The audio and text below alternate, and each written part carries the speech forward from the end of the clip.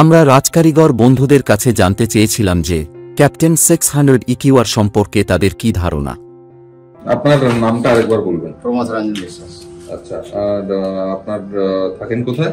কাজ করেন সোদপুর ভোলা। সোদপুরেই সমস্ত কাজকর্ম হয়? হ্যাঁ, সোদপুর আগরপাড়া, তারপরে নাটাগড় সোদপুর সাইডটাই বেশি। আচ্ছা, নর্থ চব্বিশ পরগনা। তো আপনি এই কনস্ট্রাকশনের লাইনে কতদিন আছেন? 27 বছর 28 বছর।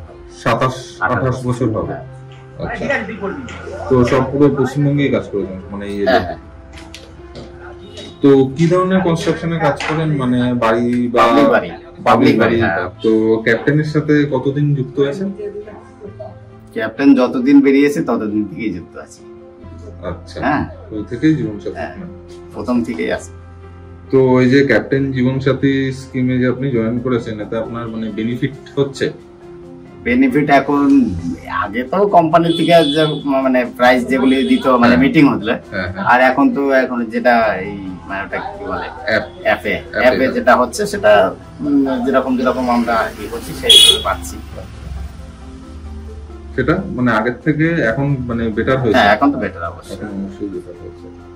তো এই যে ক্যাপ্টেন যে ইউজ করেন আপনি কনস্ট্রাকশনে, ধরুন আপনি আমার বাড়িতে ইউজ করছেন বা অন্য কোথাও ইউজ করছেন, তো মানে বেনিফিটটা কি পান এই রডের? যখন রড তো রডের দিক দিয়ে কোনো কথা না, রডটা খুব ভালো কাজ করে, যার জন্য কাজ করতে কোনো এমনি কোনো মিস্ত্রিদের কোনো সমস্যা হয় না, এবং রডে কাজ করে আমরা ভালো সুবিধা পাচ্ছি। কারণ ক্যাপ্টেন রড তো সবসময় বেটার কোয়ালিটি। তো এবার 600 গ্রেডের রড, এটা অনেকে বলে যে বেন্ডিং করতে অসুবিধা হয়, বেন্ডিং করতে না সেরকম কোনো ব্যাপার না, একদম ভালো রড, এসব কোনো ব্যাপার নেই। যারা কাজ আর অরিজিনাল যারা মিস্ত্রি বা কন্ট্রাক্টর তারা কখনোই খারাপ বলবে না। যারা ছোটখাটো তারা হয়তো এই নিয়ে হয়তো কিছু বলতে পারে, কেন ক্যাপ্টেন আমি তো যতদিন বেরিয়েছে ততদিন কাজ করছি, এখন পর্যন্ত সমস্যা কিছু হয় মানে 550 থেকে শুরু করেছেন?